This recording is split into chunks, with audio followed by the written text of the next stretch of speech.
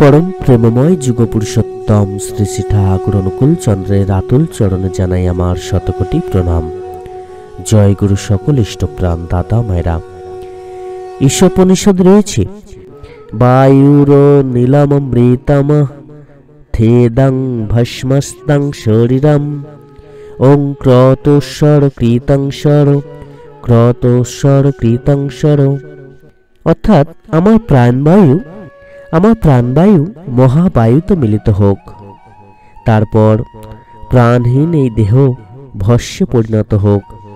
ওং হে সংকল্পাত্মক মন, তোমার স্মরণীয় সকল বিষয় স্মরণ করো, তোমার পূর্বানুষ্ঠিত সকল কর্ম স্মরণ করো। ঈশোপনিষদের আলোচ্য মন্ত্রটির দ্বিতীয় অংশটি পরম প্রেমময় শ্রী শ্রী ঠাকুর মানুষের সদর্থক কর্মপ্রেরণাকে উদ্বুদ্ধ এবং উচ্চেতিত করার জন্য প্রায় উল্লেখ করেছেন। যদিও উপনিষদে মৃত্যুকালে ক্রতু অর্থাৎ সংকল্পাত্মক মনকে উদ্দেশ্য করে এই মন্ত্রটির উচ্চারণ করা হয়েছে। শ্রী শ্রী ঠাকুর এই দেহেই মনের সংকল্পাত্মক অবস্থার প্রেক্ষিতে পূর্বকৃত কর্মসমূহের নিয়ন্ত্রণ ও শুদ্ধিকরণের জন্য মন্ত্রটির কথা বারবার স্মরণ করিয়ে দিয়েছেন। আমরা যে কোনো শুভ কর্ম নিষ্পাদনের জন্য যে মানসিক প্রস্তুতি নিয়ে থাকি, মনের এরূপ সংকল্পাত্মক স্থিতি কার্য সাধনের ক্ষেত্রে নিতান্তই অপেক্ষিত।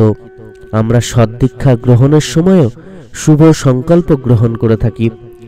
চলমান জীবনের প্রকৃতি এমন যে মানুষ এই সংকল্পের কথা সাময়িক হলেও বিস্মিত হয়, প্রবৃত্তি অভিভূতির জন্য এবং ফলস্বরূপ বিভিন্ন বিপর্যস্ত অবস্থার শিকার হয়। তাই ইষ্ট গতির ইষ্টানুসরণের মঙ্গল প্রাপ্তির জন্য তার মূল মানুষ সংকল্পের স্মরণ, মনন, সংশ্লেষণ, বিশ্লেষণ, বিচার, বিমর্ষ কর্মানুষ্ঠানের অবস্থান জ্ঞাত হয়ে পূর্ব কর্ম নিয়ন্ত্রণ ও ভাবী কর্ম সাধনের জন্য শুভ পথ নির্দেশ নিতান্তই আপেক্ষিত। পরম ঈপ্সিত, পরম দ্বৈত প্রিয় পরমের আশ্রয়ে সম্ভব এই নির্দেশ লাভ ও তদনুসরণ ইষ্টপ্রাপ্তি। সংকল্প, শুভ সংকল্প, কর্মানুষ্ঠান এবং কর্ম বাস্তবায়নের ক্ষেত্রে সংকল্পের ভূমিকা, সংকল্পবিহীন কর্মের ফল, সংকল্প ও কর্মের সম্বন্ধ, সংকল্প অনুসারী ও সংকল্প বিবর্জিত কর্মের পরিণতি, এসব এই সম্বন্ধে আরো জ্ঞাতব্য অত্যন্ত স্পষ্ট ও প্রত্যয়াত্মক যুক্তি নির্ভরতায় শ্রী শ্রী ঠাকুর মানব কল্যাণের জন্য যেভাবে ব্যক্ত করেছেন তা গভীর মননশীলতার অধিগত করা প্রয়োজন। বেদাদি সাহিত্যে ক্রতু শব্দটির বিভিন্ন অর্থে প্রয়োগ দেখা যায়, যেমন যজ্ঞ, সংকল্প, অধ্যবসায়, কর্ম ইত্যাদি। এই অর্থগুলোর মধ্যে একটা সাধারণ বিষয় হলো প্রতিটি অবস্থাতেই কর্ম এবং কার্য সাধনের একটা যোগ আছে। এই কার্য সাধনের জন্য সর্বপ্রথম অপেক্ষিত মানসিক সংকল্প। শ্রী শ্রী ঠাকুরের প্রসঙ্গে কৃত সংকল্প হয়ে শুভ কর্মানুষ্ঠানে ব্রতী হওয়ার কথা কতভাবেই না বলেছেন। তাঁর ইচ্ছার কথা তাঁর বাণীতেই শোনা যাক। 5-6টি বিধান পরম দয়াল যুগপুরুষোত্তম শ্রী শ্রী ঠাকুর আমাদেরকে কিন্তু দিয়েছেন। রোজ অন্তত একবার করে এই কর্মগুলি আমরা যদি পালন করি, যদি একবার করে স্মরণ করি, তাতেও কিন্তু মহাপুণ্য লাভ হবে, আমরা পরম দয়ালের আশীর্বাদ লাভ করতে পারবো। তিনি সবার প্রথম বললেন এটি কিন্তু পরম দয়ালের ইচ্ছা, তাই তাঁর ইচ্ছা পূরণের জন্য আমরা এই কর্মগুলি কিন্তু অতি অবশ্যই করব।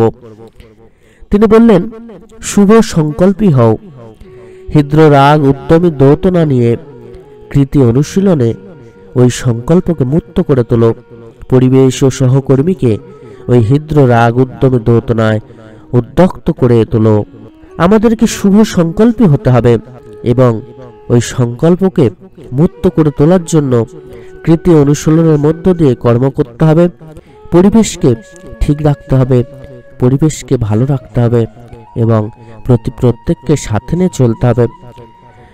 তিনি আরো বললেন যদি তোমার সংকল্পকে বাস্তবায়িত করতে চাও, ধরুন আমরা প্রথমে কোনো একটা সংকল্প গ্রহণ করলাম যে এই কাজটি আমরা করব, তো সেই সংকল্পকে যদি আমরা বাস্তবায়িত করতে চাই, তখন পরম দয়াল বলছেন, বাস্তবায়িত করতে চাও তো বিশেষ তৎপরতায়, উপযুক্ত তারিত্বে, যে পথে যেমন করে তা সুসম্পন্ন হয়ে উঠতে পারে তাই করো, ছোটখাটো বিষয় হোক বা বড় বড় বিষয় হোক।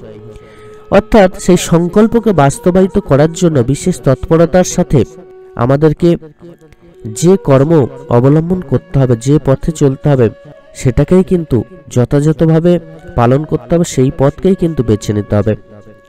তাহলেই কিন্তু আমাদের সংকল্প সহজেই বাস্তবায়িত হবে, আমরা সহজেই পরম দয়ালের কর্মকে পালন করতে পারব। তিনি আরো বললেন, বিহিত কর্মানুচর্যার ভিতর দিয়ে ক্ষুদ্র ক্ষুদ্র সংকল্পগুলিকে নিষ্পন্ন করো, নিখুঁতভাবে বৃহৎ সংকল্প সিদ্ধির শক্তিও অমন্তরই চলনায় ক্রমতৎপর শক্তিমত্তায় ফুটন্ত হয়ে উঠবে তোমার ব্যক্তিত্বে। আমরা যদি কর্ম অনুচর্যার ভিতর দিয়ে ক্ষুদ্র ক্ষুদ্র সংকল্পগুলিকেও নিষ্পন্ন করে থাকি, নিখুঁতভাবে যদি সেই কর্মটা করি, তাহলে কিন্তু বৃহৎ সংকল্প সিদ্ধি লাভ সম্ভব হবে এবং অমন্তর চললে ক্রমে আমাদের মহাশক্তি লাভ হবে আর আমাদের ব্যক্তিত্বে কিন্তু ওটা ফুটে উঠবে। ইষ্টানুচর্যী সংকল্প তোমাকে শ্রেয় চলনে শক্তিমান করে তুলবে, সমস্ত সংঘাতকে সুবিনায়িত করে। আমরা যদি ইষ্টানুচর্যী সংকল্প গ্রহণ করি, আমরা যদি শ্রেয় চলনে চলতে থাকি, তাহলে কিন্তু আমরা শক্তিমান হয়ে উঠব এবং আমাদের জীবন সমস্ত সংঘাতকে সুবিনায়িত করতে পারবে।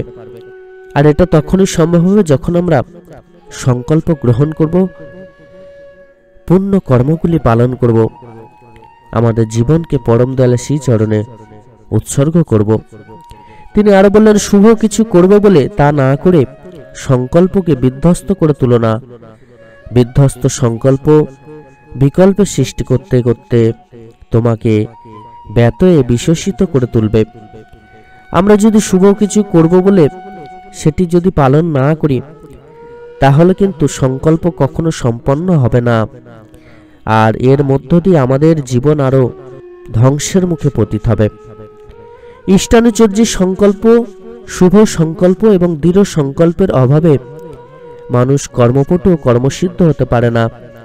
তার বোধগুলো সামঞ্জস্যে উন্নীত না হয়ে সংঘাতের আমন্ত্রক হয়ে পরিণামে কর্মপণ্ডতাই যেন তার স্বভাবসিদ্ধ হয়ে যায়। আগ্রহ দীপ্ত অনুক্রিয় সংকল্পের অভাবে ইচ্ছাগুলো শক্তিশালী হয় না, মানুষ কৃতি উদ্দাম হয়ে উঠতে পারে না ও তদনুপাতিক ফল অর্জনেও বিফল মনোরথ হয়। উপনিষদের আলোচ্য মন্ত্রটিতে আমরা সংকল্প সিদ্ধ মনের ক্রিয়াশীলতার স্মরণেই উল্লেখই দেখতে পাই। তার বিস্তারণ প্রত্যক্ষভাবে দৃষ্ট হয় না। বৌদ্ধ দর্শনে নির্বাণ বা মুক্তিলাভের উপায় সম্বন্ধে যে অষ্টমার্গ বা অষ্টাঙ্গিক মার্গের কথা বলা হয়েছে, তাতে সৎ সংকল্প ও সৎ স্মৃতির কথা উল্লেখিত দেখতে পাই। পরম দয়াল শ্রী শ্রী ঠাকুর ইহ জীবনে সকল প্রকার সংকীর্ণ কর্মবন্ধন থেকে জীবকে উদ্ধারের উপায় নির্দেশ করে শুভ, সৎ ও দৃঢ়, উন্নত, আগ্রহ উদ্দীপ্ত, নিষ্ঠা সন্দীপ্ত কৃতি সংকল্প বাস্তবে সার্থক করে তুলে সুখ ও স্মৃতির মাধ্যমে নিষ্পন্নতার মহামিলন আলিঙ্গনে বিবর্ধনী গতিতে এগিয়ে চলার পথ নির্দেশ দান করেছেন। তার ঐশী প্রেরণা প্রবুদ্ধ আশিস ধ্বনিত হয়ে উঠুক আমাদের সত্তার পরতে পরতে। তোমার সংকল্পকে স্মরণ করো, আর যা করেছ তোমার সেই কর্মকেও স্মরণ করো, আর তার ভিতর গরমিল কতখানি কেমনতর ধীয়ে দেখো। পরিশুদ্ধ করো নিজেকে, তোমার চলনকেও তেমন করে তোলো। ক্রত স্বর কৃতং স্বর। পূর্বের কৃতিগুলি একটু একটু করে স্মরণে এনে সম্যক বিশ্লেষণের মাধ্যমে উন্নীত করে তুলতে হবে। ক্ষেপণের নিয়ন্ত্রণে, পরিধানের স্মৃতির অন্তরালে তা যেন হারিয়ে না যায়। দৃঢ় প্রত্যয়ে সেগুলো উজ্জ্বল করে দিতে হবে। এর সাথে সাথে এখনকার অবস্থার পূর্বকৃত কর্মগুলো যে পরিণাম নিয়ে হাজির হয়েছে তার সাক্ষাৎকার করে সামঞ্জস্য সমাধানে, বাস্তব সক্রিয়তায়, চরিত্রে মূর্ত করে ইষ্টাত্ম পরিপোষণে কাজে লাগাতে হবে। তখনই বিভিন্ন অবস্থার মধ্য দিয়ে বোধ, জ্ঞান, প্রজ্ঞা আমাদের প্রকৃতপক্ষে অভিনন্দিত করে তুলবে। উদ্ধৃতিটির আলোচনার প্রাথমিক অংশে যে বলা হয়েছে মৃত্যুকালে সংকল্পাত্মক মনকে উদ্দেশ্য করে এই মন্ত্রটি উচ্চারিত হয়, এদিকে দৃষ্টিপাত করলে শ্রী শ্রী ঠাকুর ভাবধারার অন্যতম গুরু একটি বিষয় বোধগম্য হয়। শ্রী শ্রী ঠাকুর তাঁর ভাবধারায় পূর্বাপর স্মৃতিবাহী চেতনার অধিকারী হওয়ার কথা বলেছেন। ক্রতস্বর কৃতং স্বর আলোচ্য মন্ত্রটির এই বাক্যাংশে যেন পূর্বোক্ত স্মৃতিবাহী চেতনার বীজ নিহিত আছে। পবিত্র কর্ম যেমন করতে হবে তেমনি কিন্তু সংকল্প গ্রহণ করতে হবে।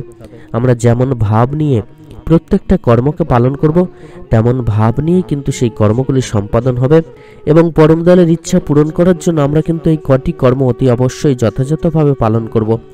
আর সেই কর্মটি করার জন্য যা যা প্রয়োজন সেটিও কিন্তু করব। তখনই সেই কর্মটিও সম্পাদন হবে এবং আমরা সহজেই পরম দয়ালের আশীর্বাদ লাভ করতে পারবো।